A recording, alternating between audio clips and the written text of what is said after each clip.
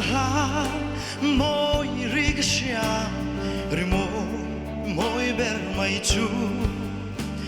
mi pui pung khom ro pui tak chua lal pa phak la an rem an me him le nui hia vi phak la chu an rema pei lai kaya per rem chungin zai vor pui ka noa me zain i shwa lal be rani lal zong te lal chu angel varte ramoy rem chu mangai lamo ani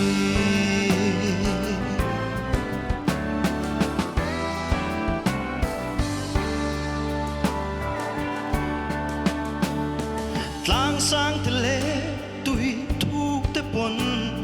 rimoy chu an zoma thang van si ar ni le thaten phak lare man min so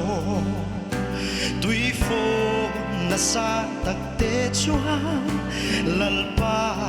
chak zia an pua van dum pole tui fin riaten lalpa chat zia min shil zain i swa lal be rani lal zong te lal chu angel varte hamoy rem chu mangai hamo ani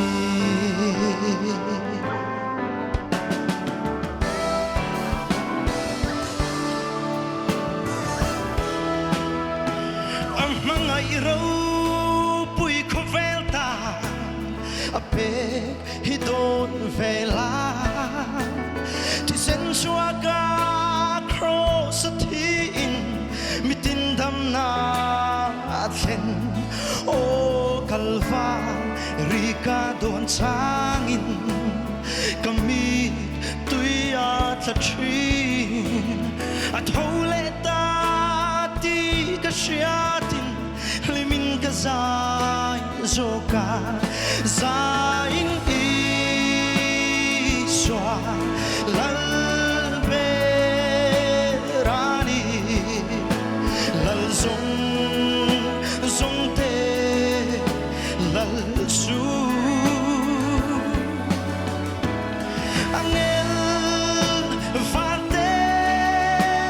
ramoy rem chu mangai lamoy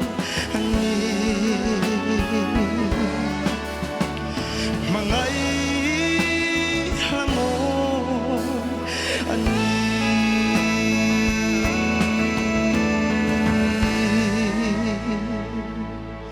at panmasok rose